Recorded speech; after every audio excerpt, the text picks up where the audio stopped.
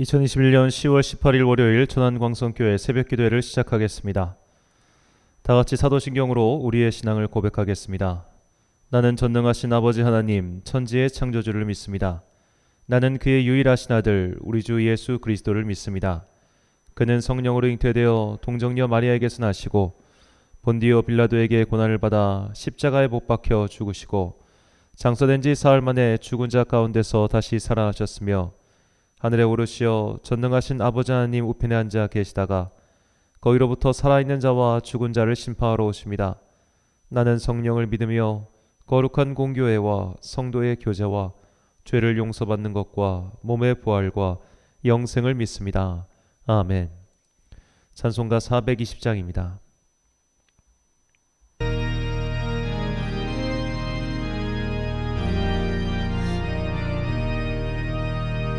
너 성결케 위해 늘 기도하며 너 주 안에 있어 늘 성경 보고 온 형제들 함께 늘 사귀면서 일하기 전마다 너 기도하라. 너 성결케 위해 내 머리 숙여 저 은밀히 계신 내 주께 빌라. 주 사귀어 살면 주 닮으리니 널 보는 이마다 주 생각하리. 너 성결케 위해 주 따라가고 당황치 말고 참 즐거울 때나 또 슬플 때나 너 주님만 믿고 늘 따라가라. 너 성결케 위해 늘 기도하며 내 소원을 주께 다 맡기어라. 너 성령을 받아 주 섬겨 살면 저 천국에 가서 더 잘 섬기리.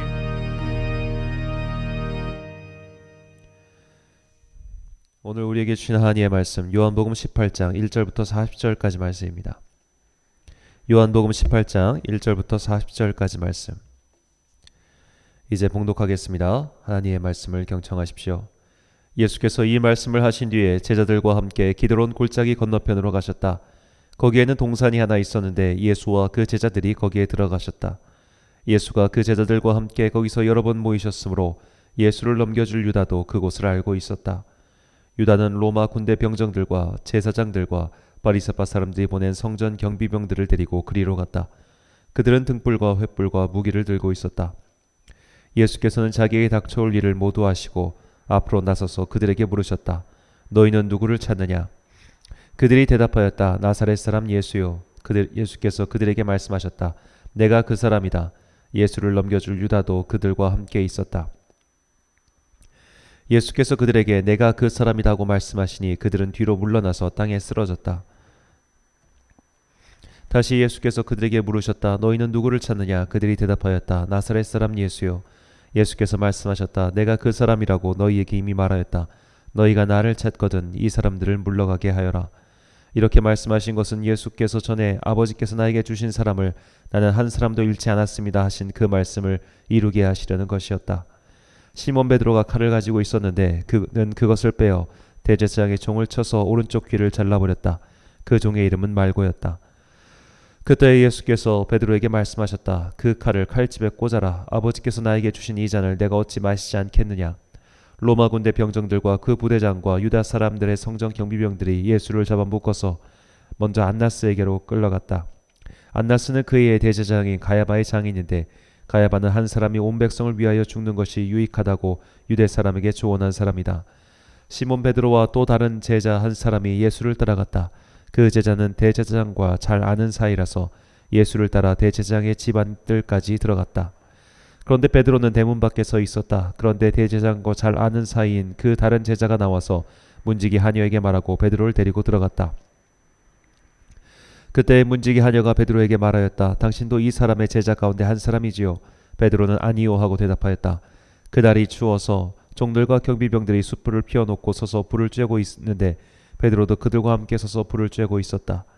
대제사장은 예수께 그의 제자들과 그의 가르침에 관하여 물었다. 예수께서 대답하셨다. 나는 드러내놓고 세상에 말하였어. 나는 언제나 모든 유대 사람이 모이는 회당과 성전에서 가르쳤으며 아무것도 숨어서 말하는 것이 없소. 그런데 어찌하여 나에게 묻소? 내가 무슨 말을 하였는지를 들은 사람들에게 물어보시오. 내가 말한 것을 그들이 알고 있어. 예수께서 이렇게 말씀하시니 경비병 한 사람이 곁에 서 있다가 대제사장에게 그게 무슨 대답이냐 하면서 손바닥으로 예수를 때렸다. 예수께서 그 사람에게 말씀하셨다. 내가 한 말에 잘못이 있으면 잘못되었다는 증거를 대시오. 그러나 내가 한 말이 옳다면 어찌하여 나를 때리시오. 안나스는 예수를 묶은 그대로 대제사장 가야바에게로 보냈다. 시몬 베드로는 서서 불을 쬐고 있었다. 사람들이 그에게 물었다. 당신도 그의 제자 가운데 한 사람이지요? 베드로가 부인하여 나는 아니오 하고 말하였다. 베드로에게 귀를 잘린 사람의 친척으로서 대제사장의 종 가운데 한 사람이 베드로에게 말하였다. 당신이 동산에서 그와 함께 있던 것을 내가 보았는데 그러시오. 베드로가 다시 부인하였다. 그러자 곧 닭이 울었다. 사람들이 가야바의 집에서 총독 관저로 예수를 끌고 갔다. 때는 이른 아침이었다. 그들은 몸을 더럽히지 않고 유월절 음식을 먹기 위하여 관저 안에는 들어가지 않았다. 빌라도가 그들에게 나와서 당신들은 이 사람을 무슨 일로 고발하는 거요? 하고 물었다. 그들이 빌라도에게 대답하였다. 이 사람이 악한 일을 하는 사람이 아니라면 우리가 총독님께 넘기지 않았을 것입니다. 빌라도가 그들에게 말하였다. 그를 데리고 가서 당신들의 법대로 재판하시오. 유대 사람들이 우리는 사람을 죽일 권한이 없습니다 하고 대답하였다. 이렇게 하여 예수께서 자기가 어떠한 죽음으로 죽을 것인가를 암시하여 주신 말씀이 이루어졌다. 빌라도가 다시 관저 안으로 들어가 예수를 불러내어 물었다. 당신이 유대 사람들의 왕이요? 예수께서 대답하셨다. 당신이 하는 그 말은 당신의 생각에서 나온 말이요. 그렇지 않으면 나에 관하여 다른 사람이 말하여 준 것이요. 빌라도가 대답하여 말하였다. 내가 유다 사람이란 말이요. 당신의 동족과 대제장들이 당신을 나에게 넘겨주었소. 당신은 무슨 일을 하였소? 예수께서 대답하셨다. 내 나라는 이 세상에 속한 것이 아니요. 나의 나라가 세상에 속한 것이라면 나의 부하들이 싸워서 나를 유대 사람들의 손에 넘어가지 않게 하였을 것이요. 그러나 사실로 내 나라는 이 세상에 속한 것이 아니요. 빌라도가 예수께 물었다. 그러면 당신은 왕이요? 예수께서 대답하셨다. 당신이 말한 대로 나는 왕이요. 나는 진리를 증언하기 위하여 태어났으며 진리를 증언하기 위하여 세상에 왔소. 진리에 속한 사람은 누구나 내가 하는 말을 듣소. 빌라도가 예수께 진리가 무엇이요 하고 물었다. 빌라도는 이 말을 하고 다시 유대 사람들에게 나와서 말하였다. 나는 그에게서 아무 죄도 찾지 못하였소. 유월절에는 내가 여러분에게 죄수한 사람을 놓아주는 관례가 있어. 그러니 유대 사람들의 왕을 놓아주는 것이 어떻겠소? 그들은 다시 큰 소리로 그 사람이 아니오 바라바를 놓아주시오 하고 외쳤다. 바라바는 강도였다. 아멘. 욕심에 충성한 자들이란 제목으로 하나님의 말씀 선포하겠습니다. 잠시만 기다려주시기 바랍니다.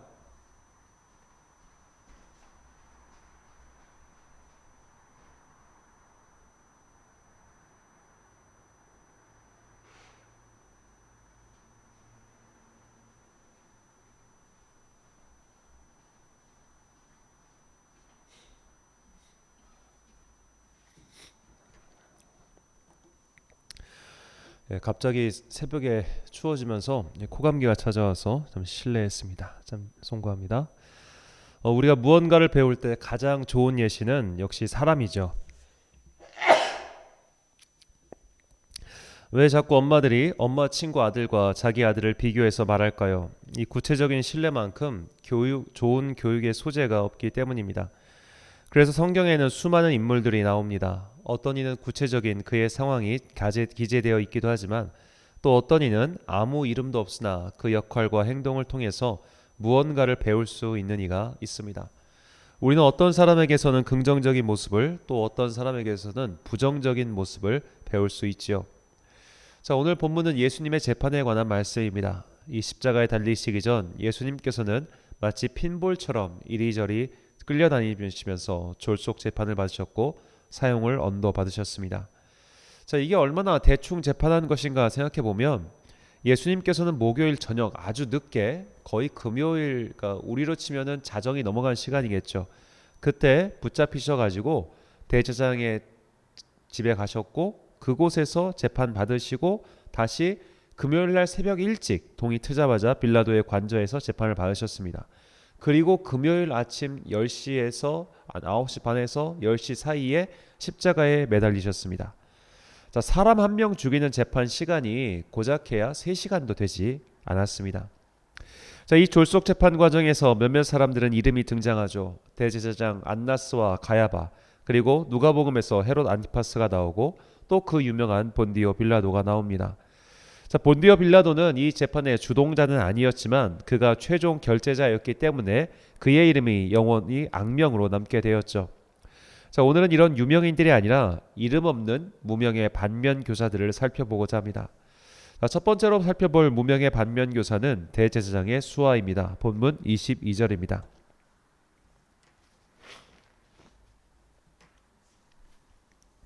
이 말씀을 하심에 곁에 섰던 아랫사람 하나가 손으로 예수를 쳐 이르되 내가 대제사장에게 이같이 대답하느냐 하니. 자, 어느 조직이나 과잉 충성하는 애들이 있죠. 자, 우리나라는 같은 조직 사회에서는 어디서나 사실 의전이라는 것을 그렇게 중요하게 생각합니다. 자, 원래 의전이라는 단어는 국가와 국가 간의 행사에서 그 의전 서열이라는 것이 있고 그에 따라 또 예의에 따라서 하는 것인데 이런 것을 사회 조직에서도 그대로 하고 있는 것이 참 많지요. 일반 조직에서도 이런 의전 서열을 굉장히 신경 씁니다. 그래서 내가 모시는 분이 서열이 더 높다, 아니다, 우리가 더 높다라며 옥신각신 버리는 것을 볼 때가 많았습니다. 예전에 아르바이트를 할 때 가게에 국회의원이 온 적이 있었습니다. 아침 일찍 커피를 테이크아웃하러 왔었는데 그때 보좌관들의 움직임이 너무나 인상적이었습니다. 아주 난리도 그런 난리가 없었습니다. 7, 8명 되는 성인들이 그분이 가실 길을 예비하고 닦고 쓸고 아주 볼만했습니다. 자, 그런 대접을 평소에 받는 국회의원들이 거만하지 않으면 오히려 이상하지 않은가 싶을 정도였습니다. 부끄럽지만 대형교회 목사들도 이런 대우를 많이 받습니다. 정말 대단할 정도죠. 저는 이름을 대면 대한민국 사람들이 거의 다 알만한 목사님을 행사 때 뵌 적이 있었습니다. 자, 그분께서 길을 건너시는데 그 교회 부목사가 차들을 가로막고 목사님이 가시게 했습니다. 신호가 빨간불인데도 말이죠. 부목사 수십 명이 비록 1차선 짧은 도로였지만 그 도로를 좌우로 막고 호위하는 모습은 진짜 가관이었습니다. 지금은 돌아가신 또 굉장히 유명한 목사님께서 부흥회를 오셨을 때 그 부흥회를 연 교회에서 레드카펫을 깔고 진짜 레드카펫을 깔고 좌우에 임직자들이 서서 인사하는 것도 봤습니다. 자, 아부는 참 무섭습니다. 처음에 아부를 받는 사람도 이 녀석이 지금 나에게 과잉 충성하는구나, 아부하고 있구나라는 걸 다 알고 있습니다. 그런데 시간이 지나면 그 아부와 과잉 충성이 익숙해지고 이제 그것을 하지 않는 사람들을 오히려 예의 없다, 싸가지 없다라고 말을 하죠. 대제사장의 수하는 과잉 충성했습니다. 그래서 어처구니 없는 이유로 예수님을 때리죠. 그래서 예수님께서 그 사람에게 이렇게 말씀하십니다. 본문 23절입니다. 예수께서 대답하시되 내가 말을 잘못하였으면 그 잘못한 것을 증언하라. 바른 말을 하였으면 내가 어찌하여 나를 치느냐 하시더라. 대답이 잘못되었으면 그것을 지적하면 그만이고 말을 바로 했으면 긍정하고 수용하면 됩니다. 그런데 태도가 문제라고 윽박지르고 때리죠. 우리도 살면서 이런 광경을 참 많이 봅니다. 특히 권위적인 사회나 조직에서는 이런 일이 비일비재합니다. 그래서 합리적인 토론이나 대화는 온데간데 없이 사라지고 그저 눈치나 보면서 윗사람 비위 맞추기 급급하지요. 이런 조직도 문제지만 신앙생활은 더욱 문제입니다. 사람에 대한 과잉 충성과 비위 맞추기는 그 사람의 영혼을 주님이 아닌 사람에게 종속시키기 때문이죠. 우리는 여러분들이 각자 다니시는 교회 또 섬기시는 교회 목회자를 존중해야 됩니다. 내가 목회자를 존중하는 이유는 그를 통해서 선포되는 하나님의 말씀을 내가 잘 받기 위해서입니다. 서로 관계가 좋지 않고 그에 대한 어떤 존경심도 없으면 사실 그 말씀이 하나도 귀에 들어오지 않습니다. 그것은 나 개인에게 매우 좋지 않은 영적인 상태를 유발시킬 수밖에 없죠. 그 정도 선에서 예의를 지키고 그의 권위를 인정하는 것이 필요하지만 그 이상 마치 저 사람을 신의 대리인처럼 생각하고 그렇게 행동하는 것은 굉장히 어리석은 일입니다. 바울과 바나바가 루스드라에서 복음을 전할 때 일입니다. 바울을 통해 태어나면서부터 하반신 장애를 가진 사람이 고침을 받았지요. 그러자 그 광경을 본 루스드라 사람들은 저들을 제우스다, 헤르메스다라고 소리를 지르며 그들 앞에 꽃을 던지고 그들을 경배하려고 합니다. 그러자 바울이 이렇게 소리칩니다. 사도행전 14장 15절 말씀입니다. 이르되 여러분이여 어찌하여 이런 일을 하느냐. 우리도 여러분과 같은 성정을 가진 사람이라. 여러분에게 복음을 전하는 것은 이런 헛된 일을 버리고 천지와 바다와 그 가운데 만물을 지으시고 살아계신 하나님께로 돌아오게 함이라. 아멘. 자, 바울은 사람을 경배하고 숭상하는 행위를 헛된 일이라고 말하지요. 헛된 일이라고 번역한 헬라어 마타이오스는 무익한, 부패한이라는 뜻입니다. 사람을 숭배하고 사람에게 과잉 충성하는 모든 행위는 무익하고 헛되며 심지어 우리의 영혼을 부패시키는 행위입니다. 두 번째로 살펴볼 무명의 반면교사는 빌라도의 법정에 들어가지 않았던 대제사장 일파의 모습입니다. 본문 28절과 29절입니다. 그들이 예수를 가야바에게서 관정으로 끌고 가니 새벽이라. 그들은 더럽힘을 받지 아니하고 유월절 잔치를 먹고자 하여 관전에 들어가지 아니하더라. 그러므로 빌라도가 밖으로 나와서 그들에게 말하되 너희가 무슨 일로 이 사람을 고발하느냐. 자, 공관복음서는 이 부분에 대한 기록이 없습니다. 요한복음은 이 재판이 이뤄진 장소를 더 세밀히 전달하는데, 자, 이 전달로 인해서 대제사장 일파의 위선이 더욱 선명히 드러나죠. 죄 없는 사람을 죽이는 일이 더럽습니까? 아니면 이방의 뜰 안에 들어가는 일이 더럽습니까? 이것은 비교할 가치도 없는 일이죠. 그러나 그런 생각조차 마비될 정도로 그들의 위선은 가증스럽기 짝이 없었습니다. 자, 우리에게 예배란 너무나 소중하죠. 그러나 예배가 소중하다고 해서 그것을 빌미로 다른 일을 억압하거나 혹은 비난하는 것은 옳지 못합니다. 오늘날 한국교회가 이렇게까지 욕을 먹고 있는 이유 중 하나는 더럽힘을 받지 않으려고 이방인의 뜰에 들어가지 않으려 한 유대인들과 같은 태도 때문은 아닐까요? 우리는 주님의 말씀을 새겨드려야 합니다. 마가복음 2장 27절과 28절 말씀입니다. 또 이르시되 안식일이 사람을 위하여 있는 것이요 사람이 안식일을 위하여 있는 것이 아니니 이러므로 인자는 안식일에도 주인이니라. 아멘.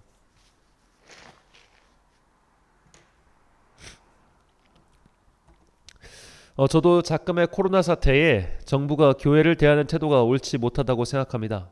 굉장히 차별적이고 억울한 면이 많습니다. 그러나 그런 대우를 받는 다른 업종들도 굉장히 많습니다. 카페 주인이라고 할 말이 없겠습니까? 헬스장 사장님들이라고 할 말이 없겠습니까?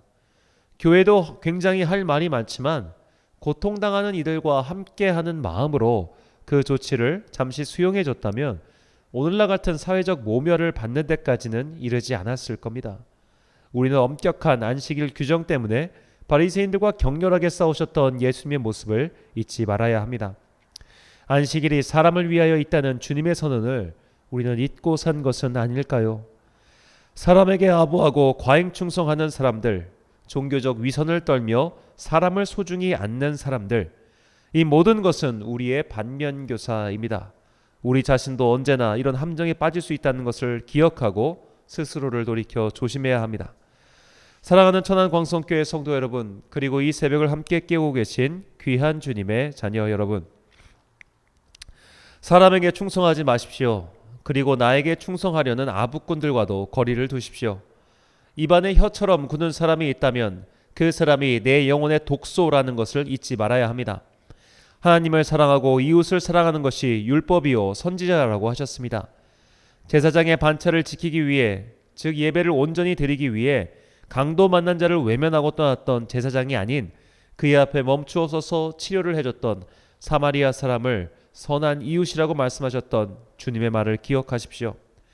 우리가 예배를 드리는 것은 하나님의 자녀로서 이 세상을 살아가기 위해서입니다. 아부와 위선은 우리가 언제나 빠질 수 있는 인간사의 함정입니다. 그러므로 항상 기도하면서 우리 자신을 돌아봐야 합니다.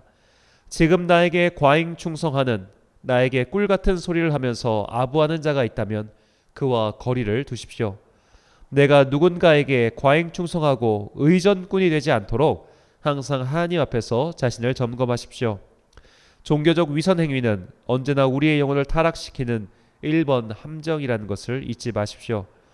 우리가 항상 깨어 기도해야 하는 것은 우리의 소망을 이루기 위함이 아닌 하나님 앞에서 조금이라도 더 바른 영혼으로 살아가기 위함임을 잊지 마시고, 오늘도 자신의 내면을 먼저 점검하는 여러분과 제가 되시길 간절히 소망합니다. 기도하겠습니다. 사랑과 은혜가 충만하신 아버지 하나님, 예수님은 과잉 충성하는 자들에게 모욕을 당하셨습니다. 우리도 이런 무익하고 헛되고 부패한 행위에 가담하고 살지는 않았는가 반성해 봅니다. 남의 가방을 들어주기 위해 달려가고 누군가의 도어맨과 체어맨이 되어 살지는 않았는지 돌아봅니다. 내가 그렇게 살았으니 남도 나에게 그렇게 하기를 바라며 부패함이 부패함을 가속하게 만드는 자는 아니었는지 다시 한번 깨우쳐 주시니 감사합니다. 이렇게 무익하고 헛된 자가 되지 않도록 우리의 영혼을 지켜 주옵소서. 종교적 위선에 빠지지 않길 원합니다. 하나님을 위하고 스스로 정결해지겠다고 말하면서 다른 이를 정죄하고 오히려 더 가증스러운 죄를 범하고 살지는 않았는가 돌아봅니다. 하나님께서는 자기의 형상대로 지으신 모든 이들과 형제와 자매로서 서로 사랑하고 우애 좋게 살기를 원하시건만 우리는 그런 하나님의 마음도 모른 채 나는 하나님만 제대로 섬길 거야 라고 생각하고 말하며 다른 이를 정죄하기 바빴습니다. 이런 위선적 태도를 버리고 주님의 마음을 깨달을 수 있도록 성령님의 불로 우리의 죄악을 태워 주옵소서. 갑자기 초겨울 날씨가 찾아와 성도들의 건강이 염려됩니다. 주님께서 연로한 성도님들을 지켜주시고 이 환절기를 잘 넘길 수 있도록 따뜻한 은혜를 내려 주옵소서. 한 주간의 시작인 월요일입니다. 우리에게 하루라는 은혜의 선물을 주셨사오니 이 하루를 주님께 드리는 아름다운 예물로서 만들어갈 수 있도록 우리의 행실을 인도하여 주옵소서. 예수님의 이름으로 기도드립니다. 아멘. 주기도 문하심으로 새벽 기도를 마치겠습니다. 하늘에 계신 우리 아버지, 아버지의 이름을 거룩하게 하시며 아버지의 나라가 오게 하시며 아버지의 뜻이 하늘에서와 같이 땅에서도 이루어지게 하소서. 오늘 우리에게 일용할 양식을 주시고 우리가 우리에게 잘못한 사람을 용서하여 준 것 같이 우리 죄를 용서하여 주시고 우리를 시험에 빠지지 않게 하시고 악에서 구하소서. 나라와 권능과 영광이 영원히 아버지의 것입니다. 아멘.